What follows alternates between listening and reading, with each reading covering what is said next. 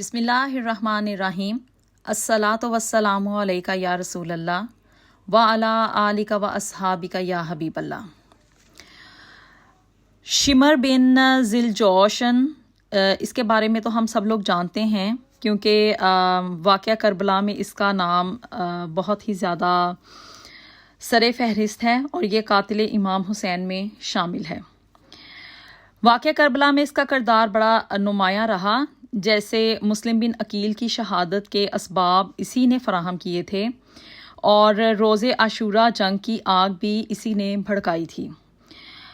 عمر سعد کے میسرے کا امیر ہوا تھا یہ،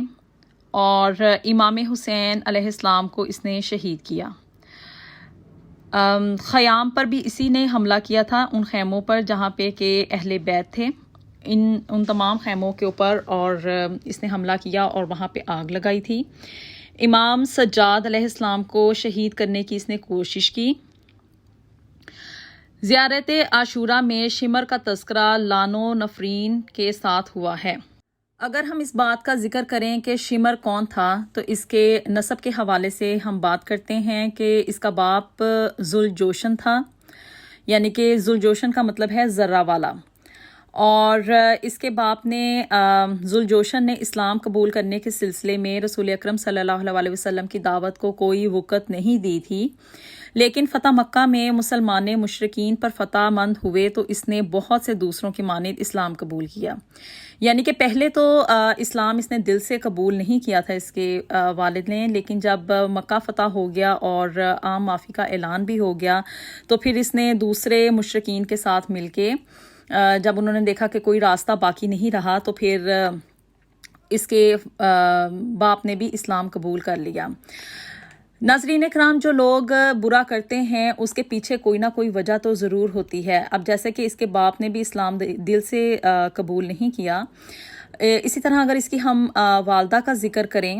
تو اس کی ماں کا تذکرہ پلیدی کے وصف کے ساتھ ہوا ہے۔ جو بندہ دنیا میں برا کرتا ہے، برے اوصاف کا مالک ہوتا ہے، اور اس نے تو دنیا میں آ کے برا کرنے والی اخیر کی حد تک کر دیا اس نے کہ امام حسین کا قاتل ہی یہ بن گیا، تو اس کے پیچھے کی کوئی وجوہات ہوتی ہیں، جیسے کہ اس کا باپ بھی ٹرو مسلم نہیں تھا اور اس کی ماں کا تذکرہ بھی پلیدی کے وصف کے ساتھ ہوا، حتیٰ کہ یہاں تک کہا گیا ہے کہ وہ بھیڑ بکریوں کو ایک جگہ سے دوسری جگہ منتقل کرتے وقت گناہ کا ارتکاب کر گئی، یعنی کہ زناکاری کا شکار ہو گئی، اور شمر اسی ناجائز تعلق کے نتیجے میں پیدا ہوا۔ امام حسین علیہ السلام نے بھی واقعہ کربلا کے دوران شمر کو بکری چرانے والی عورت کا بیٹا کہہ کے پکارا کرتے تھے۔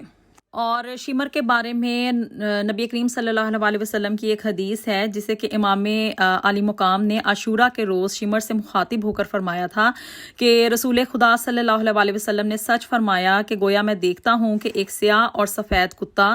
میرے اہل بیت کا خون پی رہا ہے۔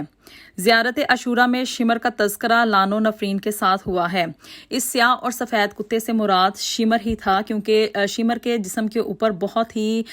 سیاہ قسم کے دھبے تھے اور اس کو ایک بہت ہی برا قسم کا مرض لاحق تھا، جس کی وجہ سے یہ سیاہ قسم کے دھبے اس کے جسم کے اوپر نمایاں ہو گئے تھے،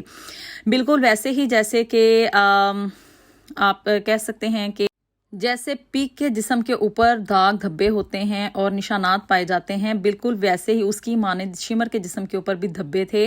اور اس کتے سے مراد یہ شمر ہی تھا۔ محرم سن 61 ہجری اور محرم کی 9ویں تاریخ کی شام کو شمر 4000 افراد کا لشکر اور عمر بن سعد کے لیے ابن زیاد کا دھمکی آمیز خط لے کر کربلا پہنچا تھا۔ ابن سعد نے خط رکھ کے شمر سے کہا، تو نے اس کام کو تباہ کیا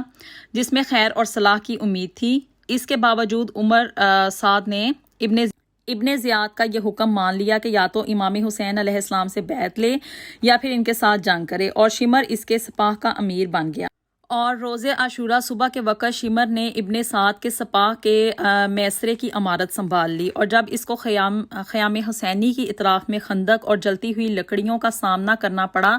تو اس نے بہت ہی گستاخانہ لب و لہجے کے ساتھ امام علی مقام کے ساتھ گفتگو کی۔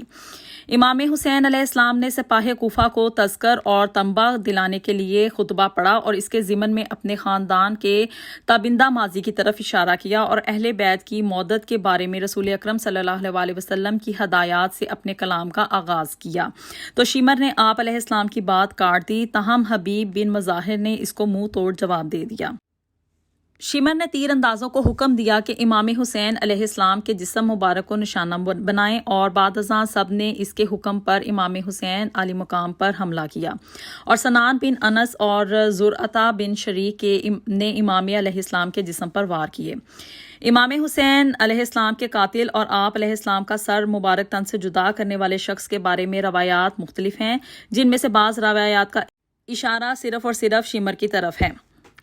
شمر نے امام حسین علیہ السلام کو قتل کیا اور اپنے گھوڑے کے ذریعے آپ کے جسم مبارک کو پامال بھی کیا۔ بعض روایات میں منقول ہے کہ شمر آپ علیہ السلام کے سینہ مبارک پر بیٹھ گیا اور آپ علیہ السلام کا سر مبارک تن سے جدا کر دیا، اس لیے یہ شمر ہی تھا جس نے یزید کے حکم پر امام علی مقام کو شہید کیا۔ اگر ہم اس کے انجام کے حوالے سے بات کریں کہ اس کا اختتام کس طرح سے ہوا، تو مختار ثقفی نے سن 66 ہجری قمری میں قیام کیا تو شمر نے ان کے خلاف ہونے والی جنگ میں شرکت کی، لیکن مختار شمر سمیت اموی امراء کو کوفہ کے محلے میں ہونے والی جنگ میں شکست دی اور شمر کوفہ سے فرار ہو کر چلا گیا۔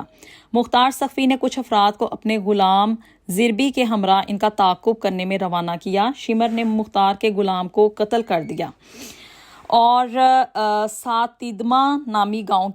گاؤں کی طرف بھاگ نکلا، اور وہاں سے شوش اور گاؤں سمیرہ کے درمیان واقع